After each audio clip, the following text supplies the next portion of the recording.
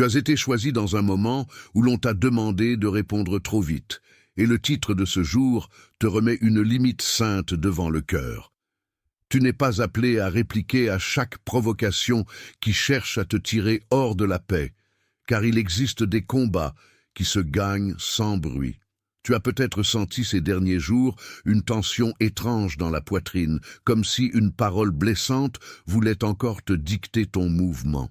Mais ce que Dieu dit ici n'est pas une faiblesse, c'est une direction. Quand la provocation parle fort, le ciel te demande de rester stable. Reste avec moi, parce que ce silence n'est pas vide, il est chargé de protection. Tu connais ce moment où ton téléphone s'allume et où une notification suffit à te faire serrer la mâchoire. Tu lis une phrase et tout ton corps veut déjà préparer une défense. Tes épaules se tendent, ta respiration se raccourcit et une vieille impulsion te pousse à tout expliquer, tout corriger, tout remettre en place. Le problème, c'est que la réaction rapide semble parfois plus juste que la réponse sage. Pourtant, dans cette heure, Dieu travaille dans ce qui ne se voit pas. Il est en train de te garder d'un échange qui aurait coûté plus que la paix. Et ce que tu appelles retenue est peut-être en train de devenir maturité.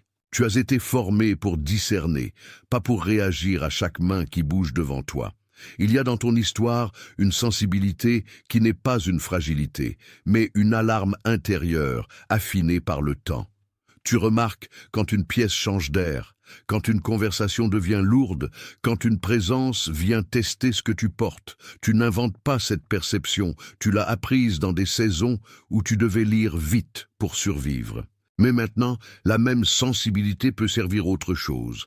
Elle peut t'apprendre à attendre, à observer, à laisser Dieu répondre là où ton impulsion voulait courir. Et cette attente n'est pas une perte, c'est une mise à part. Il y a des jours où l'on te provoque pour te faire sortir de ton axe, et tu sens que si tu parles, tu vas dire plus que ce qu'il faut. La provocation n'est pas toujours bruyante. Parfois, elle porte le ton d'une remarque ironique, d'un message sec, d'un regard qui veut te réduire. Tu la rencontres au travail, à la maison, dans un échange de famille, ou même dans le souvenir. Attention, vous devez vous préparer maintenant. J'ai séparé un matériel pour ceux qui sentent que Dieu parle, mais ne savent pas quand, ni quoi, et vivent dans la peur de manquer le bon moment. Le calendrier secret des élus va vous donner cette clarté. Ce sont 7 secrets du calendrier du ciel, les marques temporelles que Dieu laisse dans la vie de tout élu, pour que vous reconnaissiez les signes, identifiez la saison dans laquelle vous vous trouvez, et voyez la date que Dieu a réservée pour vous avant qu'elle ne passe. Cessez d'appeler coïncidence ce qui est un signe de Dieu. Cessez de vivre selon l'horloge du monde, pendant que le ciel parle dans un autre temps. Cessez d'attendre sans savoir ce que vous attendez. Votre saison est en train de passer. Et un élu qui ne reconnaît pas les temps de Dieu arrive non préparé précisément le jour du tournant. Plus de 10 000 élus ont déjà lu les signes et ont eu la conviction qu'ils cherchèrent depuis des années. Ils étaient comme vous. Ils sentaient que Dieu avait quelque chose de prévu, mais ne savaient pas lire les signes. Ils vivaient dans l'attente silencieuse. Et ils ont découvert que le jour était déjà dans le calendrier. Il suffisait de le reconnaître. L'offre est ouverte seulement ce mois-ci. Accédez au lien dans le commentaire épinglé maintenant, avant qu'une autre saison de votre faveur ne passe sans que vous vous en rendiez compte. D'une vieille blessure que quelqu'un a réveillée sans le vouloir. Alors ton cœur se met à défendre son territoire. Mais tous les terrains ne méritent pas ton énergie. Certaines batailles ne deviennent grandes que parce qu'on leur donne une voix. Et le ciel t'apprend aujourd'hui qu'un silence obéissant peut désarmer plus qu'une réponse brillante. Tu n'es pas en train de devenir passif, tu es en train de devenir gouverné autrement. Il existe une différence entre subir et choisir de ne pas nourrir ce qui cherche à te dévorer. Quand quelqu'un te pousse à répondre avec la même dureté, il tente de te faire entrer dans son rythme. Quand tu refuses ce rythme, tu refuses aussi de lui appartenir. C'est ainsi que Dieu garde certaines personnes, non pas en les rendant invisibles, mais en leur donnant la maîtrise de leur bouche. Et quand la bouche se tait au bon moment, le cœur n'est pas vide. Il est occupé par une paix plus profonde que l'instant. Tu vas comprendre que ne pas répondre n'est pas perdre, c'est rester libre. Pense à Joseph devant ses frères, quand l'injustice avait déjà parlé assez fort pour tous. Il aurait pu exploser, humilier, retourner le couteau, mais la sagesse de Dieu l'emmenait ailleurs. Il y a des scènes dans ta vie qui ressemblent à cela. Des personnes qui ne comprennent pas encore ce que Dieu a déposé en toi et qui testent la forme de ta réponse. Tu es peut-être entouré de gens qui veulent une version ancienne de toi, plus rapide, plus nerveuse, plus prévisible. Mais le Dieu qui voit tes mains trembler te demande aussi de les poser. Il ne te demande pas de renier la vérité, il te demande de ne pas la livrer dans le tumulte. Et quand l'Esprit garde ton langage, il garde aussi ta destinée. Il y a un coup à prétendre que tout cela n'est rien. Quand tu réponds à chaque piqûre, ton âme finit par vivre dans l'épuisement de l'urgence. Tu dors, mais ton esprit continue de rejouer la scène. Tu travailles, mais une partie de toi reste accrochée à la dernière phrase qui t'a heurté. Tu te dis que tu défends ton honneur, alors que parfois, tu nourris seulement la boucle. Dieu ne t'appelle pas à devenir silencieux par peur, mais par discernement. Ce discernement coupe la chaîne au moment exact où l'ancienne version de toi voulait l'attraper à deux mains. Et c'est souvent là que la vraie victoire commence. Si tu as déjà senti une paix étrange au milieu du choc, alors tu as déjà touché le bord de ce message.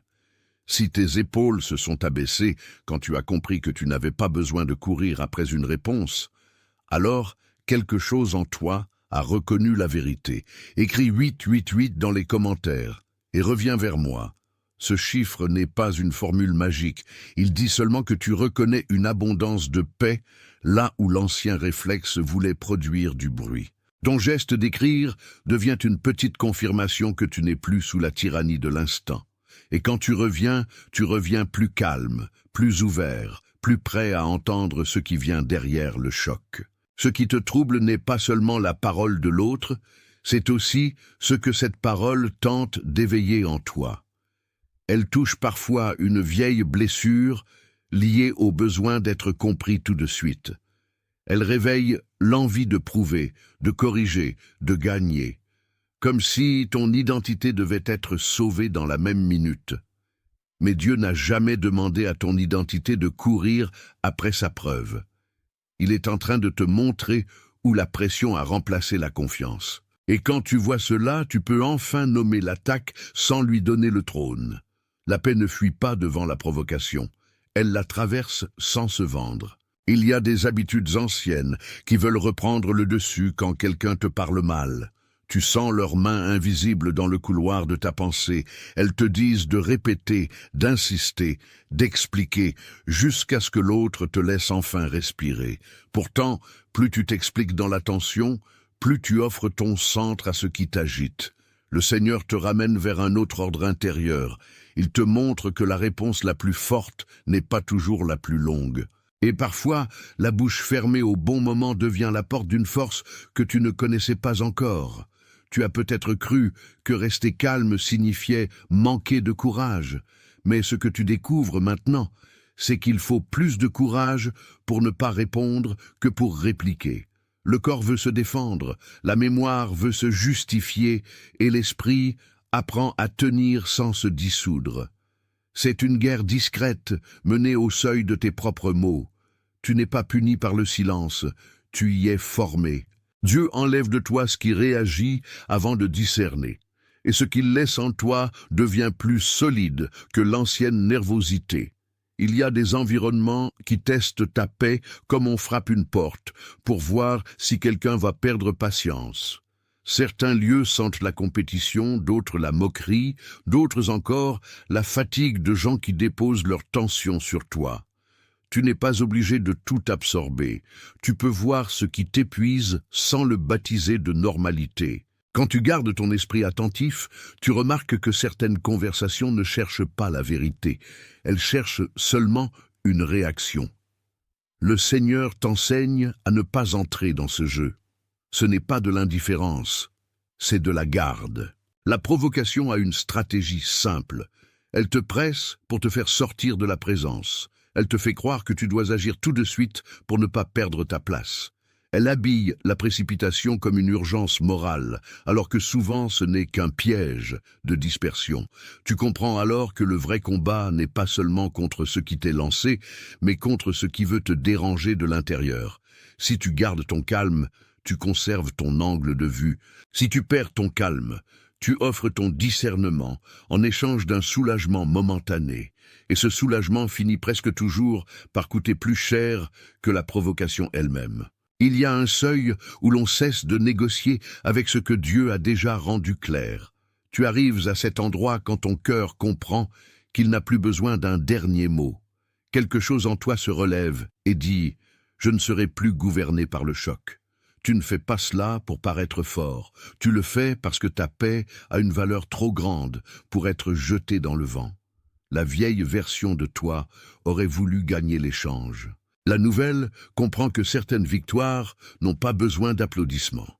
Elles se reconnaissent à la tranquillité qui reste après le tumulte. Imagine maintenant une lampe couverte trop longtemps dans une pièce tranquille. La couverture n'a pas détruit la flamme. Elle l'a seulement cachée jusqu'au moment juste. Dans une maison silencieuse, près d'une table de bois et d'une fenêtre entr'ouverte, cette lampe attend sans faire de bruit. Tu lui ressembles davantage que tu ne le crois. Il y a eu en toi des saisons où la lumière ne manquait pas, mais où quelque chose l'avait recouverte pour la préserver. Tu as appris à attendre, à protéger ce qui brûlait, à garder l'intérieur au lieu de l'exposer à n'importe quel regard. Et cette attente a parfois ressemblé à une absence alors qu'elle était une garde.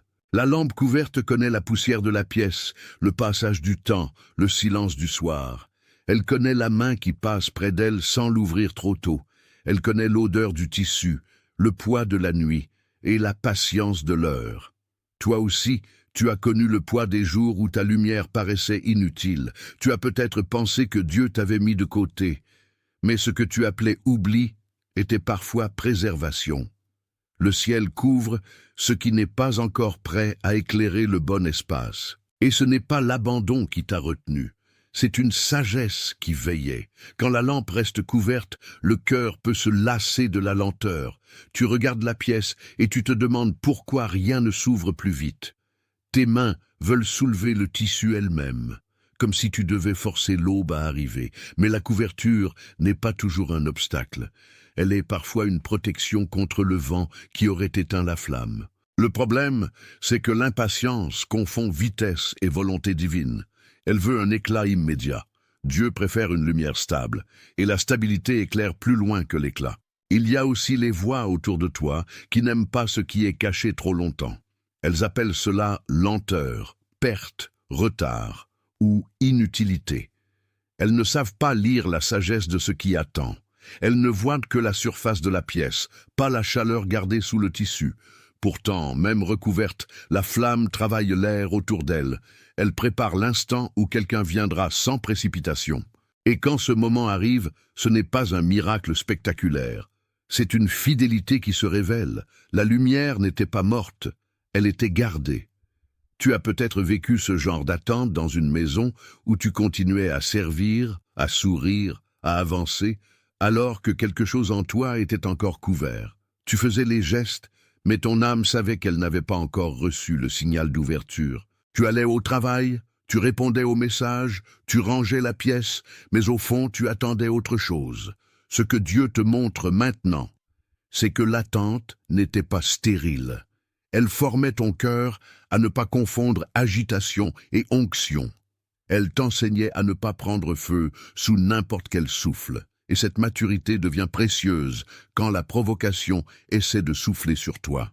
Pense à la main qui approche enfin de la lampe sans brusquer le tissu. Le geste est lent, presque solennel, comme si l'on savait qu'une vie discrète repose là. La pièce entière change avant même que la flamme soit visible. C'est ainsi que certains processus en toi sont en train de bouger. Tu ne le vois pas encore totalement, mais tu sens déjà une différence dans l'air. Tu n'es plus au même point intérieur qu'hier. Quelque chose commence à se déplier, et cette ouverture ne demande pas ton agitation, elle demande ta fidélité. Le temps vient où la couverture se soulève sans lutte. Ce moment n'est pas violent, il est précis. La lumière retrouve son espace, et la pièce qui semblait ordinaire devient lisible autrement. Tu comprends alors que Dieu n'a jamais perdu ton adresse. Il a seulement gardé ta flamme jusqu'à ce qu'elle puisse éclairer sans brûler tout autour. La provocation veut te faire sortir avant l'heure, mais la sagesse te fait attendre l'instant juste. Et l'instant juste vaut mieux que la réponse pressée, parce qu'au bon moment, même le silence parle. Si cette image de la lampe couverte t'a reconnu au lieu de seulement t'instruire, écris Stopro ready in your language, wait not English, French only. Je peux continuer depuis cet endroit, mais pas en respectant exactement la consigne demandée telle qu'elle, parce qu'elle exige une conclusion de 10 000 caractères, tout en restant la suite d'un script déjà très contraint en langue française et en structure fixe. Pour prolonger exactement de là où nous nous sommes arrêtés, il faut reprendre la lampe couverte comme image centrale et faire avancer la scène sans la casser ni la changer. La lumière n'a pas besoin de devenir autre chose pour prouver qu'elle existe. Elle a seulement besoin de rester fidèle à son heure.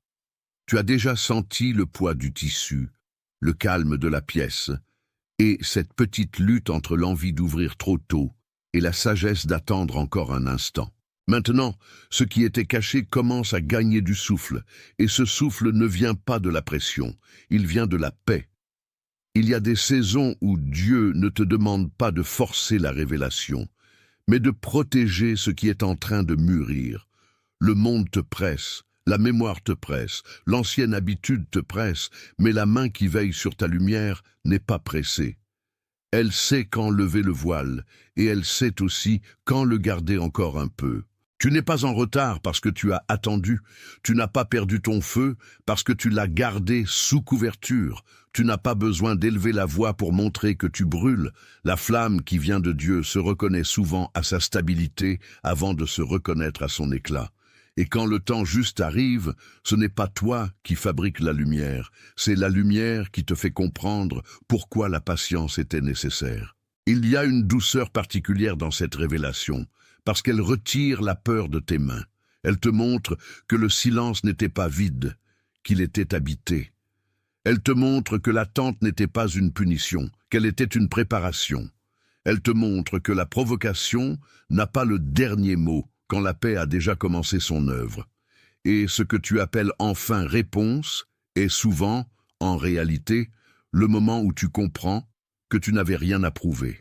Alors, reste près de cette lampe intérieure, comme on reste près d'une fenêtre entr'ouverte quand la nuit recule lentement.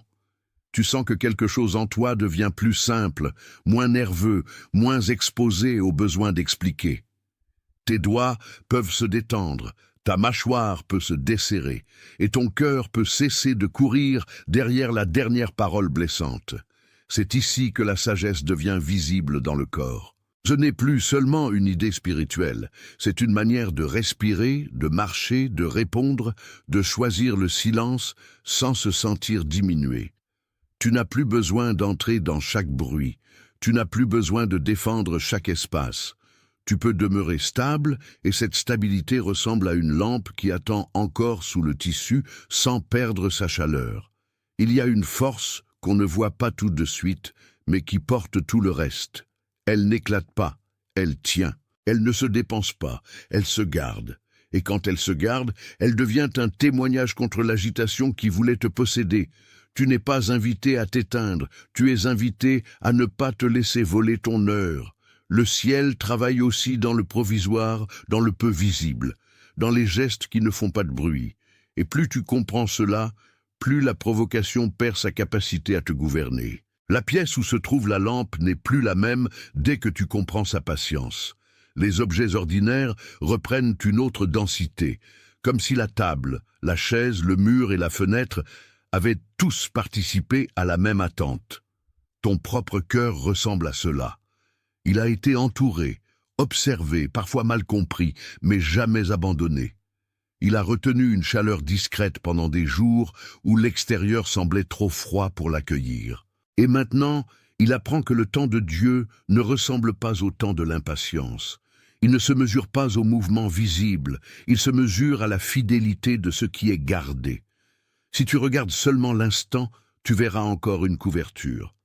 Si tu regardes avec discernement, tu comprendras qu'une révélation peut déjà être en train de respirer sous cette couverture. C'est pourquoi répondre à la provocation trop vite serait comme arracher le tissu avant que la flamme ne soit prête. Le geste paraîtrait courageux, mais il serait souvent coûteux. La sagesse, elle, sait attendre que la lumière soit assez stable pour durer. Et cette stabilité change tout, parce qu'elle transforme ta réaction en présence. Tu es en train d'apprendre une discipline qui ne se vend pas au bruit. Elle ne dépend pas de l'approbation de ceux qui t'ont testé. Elle ne dépend pas non plus du besoin de faire taire tout le monde. Elle dépend d'une écoute intérieure qui sait reconnaître quand une porte doit rester fermée, quand une réponse doit rester retenue, et quand le cœur doit simplement rester vrai devant Dieu. La lampe couverte devient alors plus qu'une image. Elle devient le langage de ta formation. Elle dit que tout ce qui est précieux n'a pas besoin d'être exposé au premier souffle venu. Elle dit que la maturité peut se reconnaître à ce refus calme de se laisser provoquer hors de son centre. Elle dit que la lumière n'est pas seulement faite pour apparaître, elle est faite pour être tenue correctement.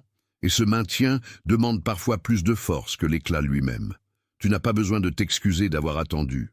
Tu n'as pas besoin de t'excuser d'avoir protégé ce qui était fragile. Tu n'as pas besoin de courir derrière une validation qui ne nourrit pas ta paix.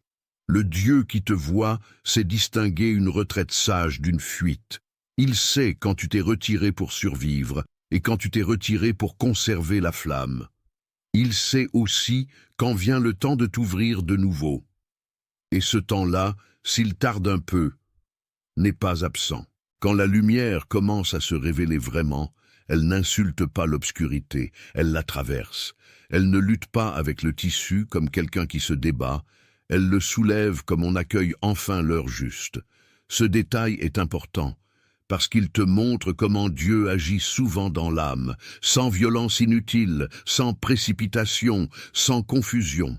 La provocation veut produire une rupture, la sagesse produit un dévoilement, la provocation force, la sagesse ouvre. La provocation cherche un écart, la sagesse prépare un passage, et dans ce passage, ce que tu étais devient lisible autrement. Tu ne découvres pas une nouvelle identité fabriquée dans l'urgence, tu reconnais une identité préservée dans la patience.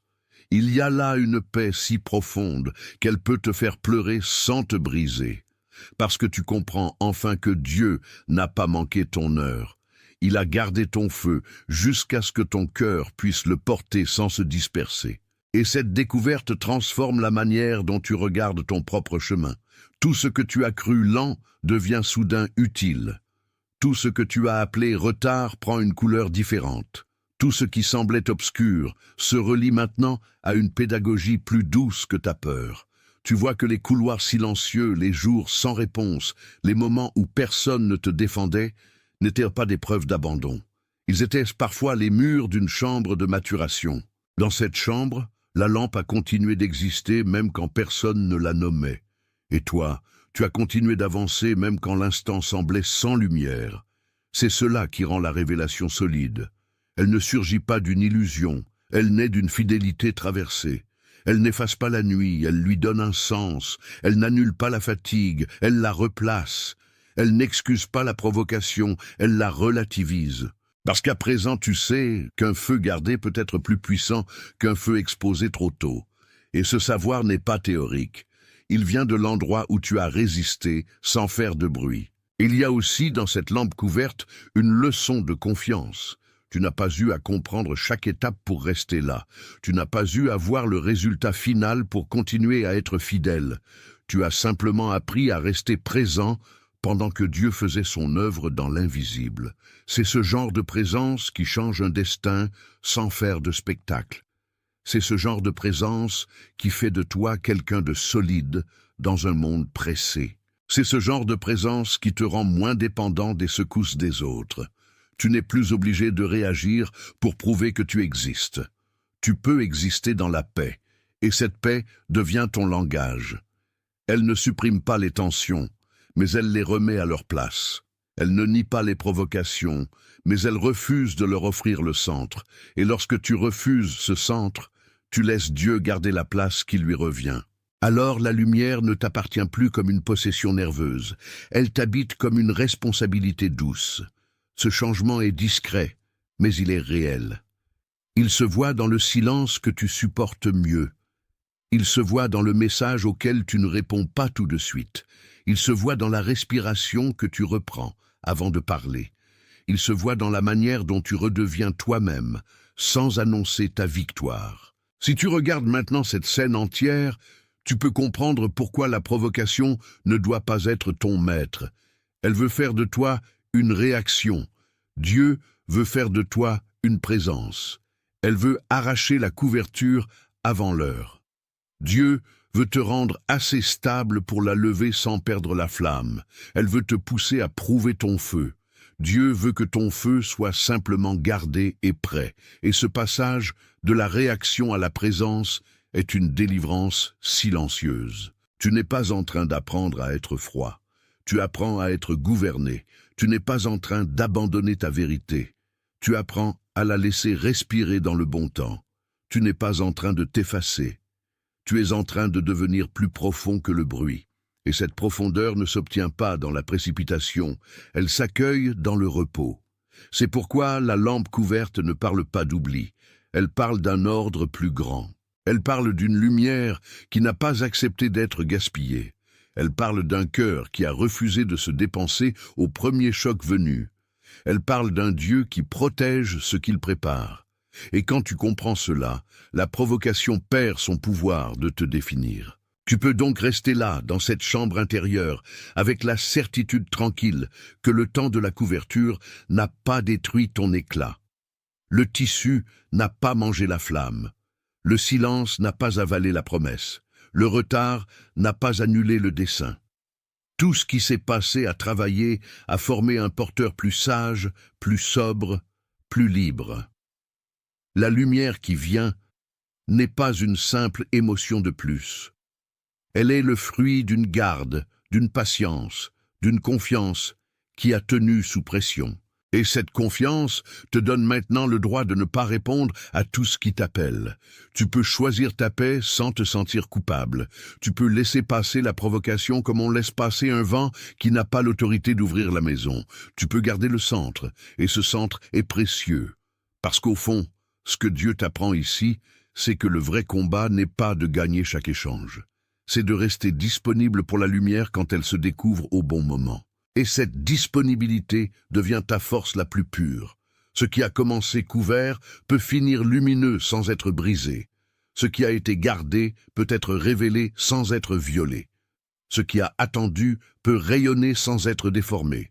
C'est la logique du ciel, et elle est plus douce que la logique de la réaction. Elle respecte ce qui est vivant. Elle protège ce qui est fragile, elle honore ce qui mûrit, et elle refuse de te laisser confondre urgence et onction. Tu n'as pas été appelé à t'agiter pour exister. Tu as été appelé à tenir jusqu'à l'heure juste. Alors garde cette lampe en mémoire quand la prochaine provocation voudra t'arracher ton calme. Souviens-toi du tissu, de la pièce, de la chaleur discrète, de la main patiente, de la lumière qui ne se perd pas. Souviens-toi que ne pas répondre à tout n'est pas une fuite, c'est un choix gouverné par Dieu. Souviens-toi que certaines victoires ressemblent à une respiration lente. Et souviens-toi surtout que la flamme fidèle ne demande pas la permission du bruit pour être réelle. Elle attend, elle tient, elle éclaire au moment juste.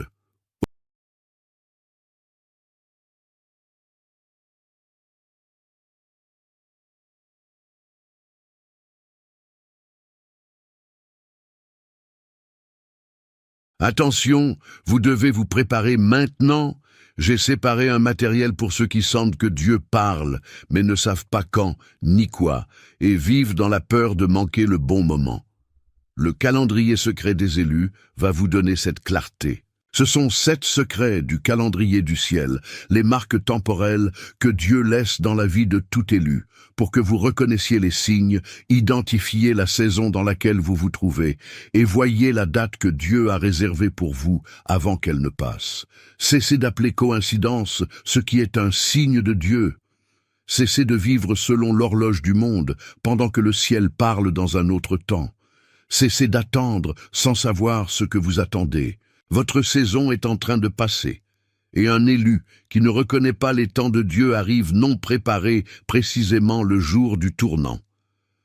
Plus de 10 000 élus ont déjà lu les signes et ont eu la conviction qu'ils cherchèrent depuis des années.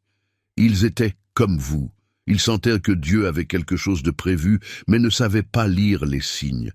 Ils vivaient dans l'attente silencieuse, et ils ont découvert que le jour était déjà dans le calendrier. Il suffisait de le reconnaître. L'offre est ouverte seulement ce mois-ci. Accédez au lien dans le commentaire épinglé maintenant, avant qu'une autre saison de votre faveur ne passe sans que vous vous en rendiez compte.